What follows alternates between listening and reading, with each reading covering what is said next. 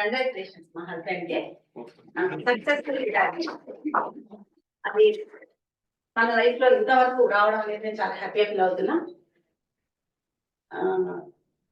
నేను సీనియర్ లా ఆఫీసర్స్ అందరికీ కూడా స్పెషల్ గా థ్యాంక్ యూ సో మచ్. ఎందుకంటే తను ఎంజీబీఎస్ లో సీనియర్ అసిస్టెంట్ గా వర్క్ చేస్తున్నప్పుడు senior law officer Sudheer Reddy గారు తనను ఇక్కడికి లా డిపార్ట్మెంట్ తీసుకురావడం జరిగింది. ఆఫ్టర్ దట్ 3 ప్రమోషన్స్ ఇక్కడే. అది ఎంత మంది లైఫ్ లో వస్తుంది? కీర్తి యశస్సు స్థిరం ద్వయం అని చెప్పేసి సంపాదన అవసరమే డబ్బు, కానీ ఇది ఎంతమంది లైఫ్ లో వస్తుంది? కావాలి, ఈ వ్యక్తి ఉండాలి అని ఎంతమంది కోరుకుంటారు? ఆ తర్వాత Srilatha madam, law officer madam, ఇప్పుడు వరంగల్లో వర్క్ చేస్తున్నారు కదా, ఆవిడ ఫైట్ చేసింది తన కోసం కెమెరా ఉండాలి అని చెప్పేసి. అప్పుడు అసలు తను వచ్చి ఇవన్నీ చెప్తుంటే ఒక భార్యగా నా హృదయం అనేది ఎంత ఉప్పొంగిపోయిందంటే చాలా చాలా హ్యాపీగా ఫీల్ అయ్యా నేను. ఎప్పుడు కూడా ఇంటికి వచ్చేసి ప్రమోషన్ లిస్ట్ లో నా పేరుంది అని చెప్పేవారు. అయ్యో ప్రమోషన్ లిస్ట్ లో పేరుంది, ఏ ఊరైతుందండి అనగానే ఇక పేర్లు చదివేవాడు. పరిగి, తాండూరు, నారాయణఖేడ్. నాకంటే ఇంకా రైలు పరిగెత్తే, అరే పాప చదువు కదా, మరి నా ఉద్యోగం కదా, ఎలా అని చాలా కూల్ గా ఇంటికి వచ్చి చెప్పేవారు. అసలు ఏంటి ఈయనలో ఎలాంటి టెన్షన్ లేదు అని. అవును, ఎక్కడికి వేసినా వెళ్ళాలి, ఉద్యోగం చేయాలి, ఉద్యోగ ధర్మం కదా అని చెప్పేవారు. ఆ తర్వాత కొద్ది రోజులకే వచ్చేసి రిటెన్షన్ నేను ఇక్కడే ఉన్నాను అని చెప్పేసి ఎంత హ్యాపీ అనిపించేదంటే, అంటే తనకి తన ఆఫీసర్స్ మీద ఉన్న నమ్మకము, ఆ ఆఫీసర్స్ అందరికీ కూడా తన మీద ఉన్న నమ్మకము, అలా మమ్మల్ని ఇలా ముందుకు నడిపించి ఇక్కడ వరకు తీసుకొచ్చింది.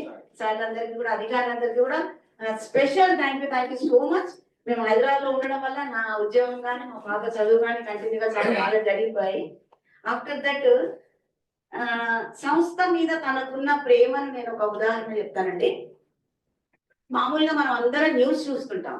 ఏ డిపార్ట్మెంట్ కి సంబంధించిన వాళ్ళ న్యూస్ వస్తే చాలా ఇంట్రెస్ట్ గా వింటాం. అంటే ఏమన్నా గవర్నమెంట్ డిఎల్ డిక్లేర్ చేసిందా, పిఆర్సీ ఏదైనా ఉందా, ఏం జరుగుతోంది అనేది మనకు ఒక ఉత్సుకత, అది సహజం అందరికీ కూడా. అవన్నీ విన్నప్పుడు పెద్ద కూల్గా నేను అడిగితే కూడా ఎంత అండి డిఏ పెరిగిందండి, ఎంతో అంత లెక్కలు చూసి రావాలి చెప్తా అనేవారు. తర్వాత న్యూస్ చూస్తుంటే ఎక్కడైనా బస్ యాక్సిడెంట్ జరిగినప్పుడు చాలా సఫర్ అయ్యేవారు. అబ్బా ఇక పోయింది ఎక్స్గ్రేషియా, 5 lakhs లాస్, ఆర్టీసీకి 10 lakhs లాస్ అని. సరే, యాక్సిడెంట్ అయినప్పుడు ఎవరైనా చనిపోయినప్పుడు వాళ్ళకి ఎక్స్గ్రేషియా ఇవ్వాలి, అది మన ధర్మం అది. కానీ ఒక్క సెకండ్ గడిస్తే సంస్థ బాగుపడేది కదా. ఆ డెడికేషన్, ఆ వర్క్ చూసి నాకు ఎంత హృదయం ఉప్పొంగిపోయేదంటే అసలు మాటలు లేవండి. అంత హ్యాపీగా నేను చాలా ఫీల్ అయ్యేదాన్ని. ఆఫ్టర్ దట్ ఈ సందర్భంలో నాకు ఒక బ్యాడ్ మెమరీ ఒకటి గుర్తొస్తుంది, నేను షేర్ చేసుకోవాలి కంపల్సరీగా. 2019 లో ఆర్టీసీ స్ట్రైక్ జరిగింది. ఎంత సఫర్ అయ్యామో ఇక్కడ ఉన్న ప్రతి ఒక్కళ్ళకి, అందులో పనిచేసే ఎంప్లాయీస్ కి, కుటుంబ సభ్యులకి కూడా తెలుసు. అయితే సమాజం నుంచి మనం కొన్ని మాటలు విన్నాము. ఏమని అంటే, వీళ్ళ ఉద్యోగాలు పోతాయి, వీళ్ళు నడి రోడ్డు మీద పడతారు.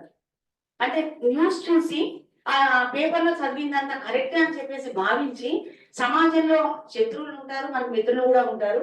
వాళ్ళ నోటి నుంచి ఆ మాటలు విన్నప్పుడు చాలా పెయిన్ అనుభవించాం మేము, ఏడ్చాం. ఒక పక్క మనకు మన సహోదరులు అందరూ ఆత్మ బలిదానాలు చేసుకుంటున్నారు, చనిపోతున్నారు, గవర్నమెంట్ నుంచి ఇలాంటి స్ట్రెస్ మనకు వస్తుంది. దాంతో పాటు సమాజంలో వ్యక్తుల మాటలు చాలా పెయిన్ కలిగించాయి. అప్పుడు భగవంతుడు నేను ఒక్కటే ప్రార్థించాను, ఏంటంటే బతకలేమని కాదు, తెలివితేటలు ఉన్నప్పుడు, ఆత్మవిశ్వాసం ఉన్నప్పుడు ఎస్ బ్రతకలం, కానీ సక్సెస్ఫుల్ గా రిటైర్ అవ్వాలి. ఈ రోజు కోసం నేను ఎంత ఎదురు చూశానంటే, చాలా మంది రిటైర్ అవుతున్నారు అని అంటే అయ్యో అయిపోతుందని. ఎస్ లేదు, రిటైర్ అవ్వాలి, సక్సెస్ గా రిటైర్ అవ్వాలని కోరుకున్నాను నేను. భగవంతుని దయ వల్ల మనకి 58 years నుంచి 60 years రావటము, మన స్ట్రైక్ పీరియడ్ అంతా కూడా మనం శాలరీ డ్రా చేయటము, మంచి శుభ పరిణామం అనేది జరిగింది. చాలా హ్యాపీ ఫీల్ అవుతున్నా. కానీ ఒక్క విషయంలో మాత్రం కొంచెం, అంటే ఒక అడుగు దూరంలో మనము ఈ గవర్నమెంట్ లో విలీనం అయ్యేది ఆగిపోయాము. బట్ ఇక మా హస్బెండ్ అంటే అయిపోయింది, మాకు హ్యాపీనే. బట్ చాలా మంది ఉన్నారు ఫ్యూచర్ లో రిటైర్ అయ్యేవాళ్ళు. మీరందరూ కూడా ట్రెజరీ నుంచి శాలరీస్ డ్రా చేయాలి, గవర్నమెంట్ లో ఇది విలీనం అయిపోవాలి పూర్తిగా. మీరు వినాలి ఆ వార్తని, మీరందరూ ఆల్ ది బెస్ట్ చెప్తున్నాం మీ అందరికి కూడా. ఎందుకనంటే ఆర్టీసీలో ఇంత ప్రేమ నాకు ఆర్టీసీ మీద ఎందుకు అనంటే, నేను పుట్టిన 6వ రోజుకే మా నాన్నగారికి ఆర్టీసీలో ఉద్యోగం వచ్చింది. నా ఫేస్ చూసే మా నాన్నగారు ఆర్టీసీలో జాయిన్ అయ్యారు.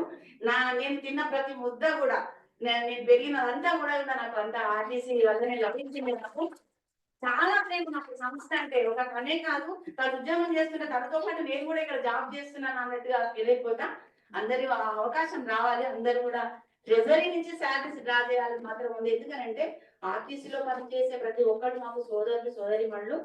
ఏ మంచి జరిగినా కూడా సంతోషపడేటటువంటి కుటుంబాల్లో మాది కూడా ఒకటి ఉంటుంది.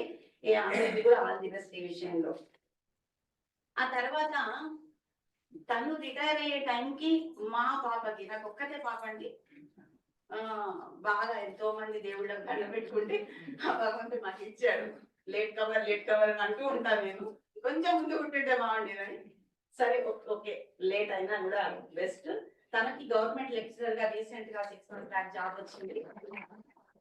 చాలా సంతోషం అనిపించింది. అసలు ఏంటంటే, అంటే ఒక వ్యక్తి భర్త రిటైర్ అవుతున్నప్పుడు వాళ్ళ కూతురు మళ్ళీ గవర్నమెంట్ జాబ్ రావడం అనేది చాలా చాలా హ్యాపీగా ఫీల్ అయినా నేను.